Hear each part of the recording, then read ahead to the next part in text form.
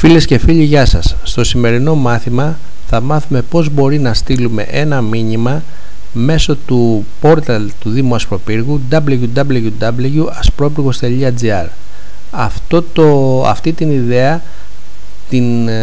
Αυτή η ιδέα μου ήρθε διότι υπάρχουν πάρα πολλά προβλήματα όσον αφορά το παρουσιολόγιο. Πολλοί διευθυντές και προϊσταμένοι τμήματων κάθε φορά συνδέονται με το Outlook, είτε από αστοχία δικτύου είτε από αστοχία ίντερνετ, δεν φεύγουν τα mail. Υπάρχει ο κίνδυνος να μπούμε σε spam list, γιατί ταυτόχρονα την ίδια στιγμή φεύγουν πάρα πολλά mail μέσω του λογαριασμού ηλεκτρονικού ταχυδρομείου, με αποτέλεσμα να σπαμάρονται οι γραμμές η ADSL.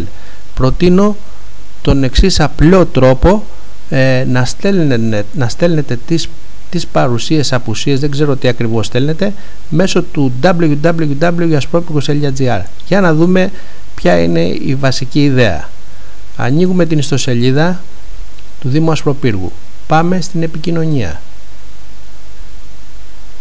Βλέπετε εδώ υπάρχουν διάφορες κατηγορίες. Πάμε στην κατηγορία Διεύθυνση Ανθρωπίνων Πόρων και Υπηρεσιών. Εδώ βλέπετε έχω προσθέσει το mail της αρμόδιας υπαλλήλου Παρασκευοπούλου Βασιλικής. Κάνουμε κλικ, ανοίγει η φόρμα επαφής. Εδώ πληκτρολογούμε το όνομά μας, έστω ότι είμαι εγώ, Jim.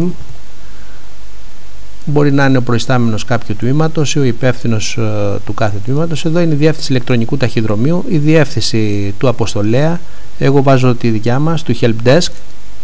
Εδώ είναι το θέμα, μπορείτε να γράψετε απουσίες και ημερομηνία δίπλα για να έχετε τον τίτλο που χρειάζεται για το μήνυμα που θα ακολουθήσει.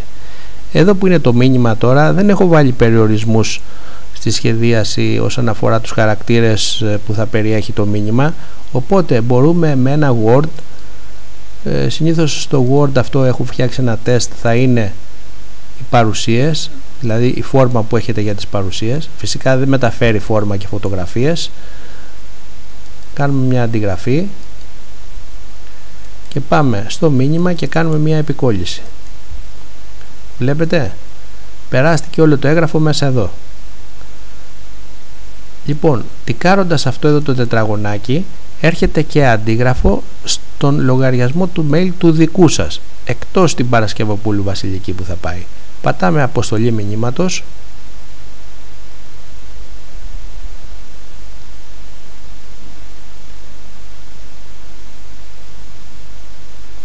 Ωραία, ήρθε η απάντηση, σας ευχαριστούμε για το μήνυμά σας. Βλέπετε εδώ, άδειασε πάλι το πεδίο, μπορείτε να ξαναστείλετε.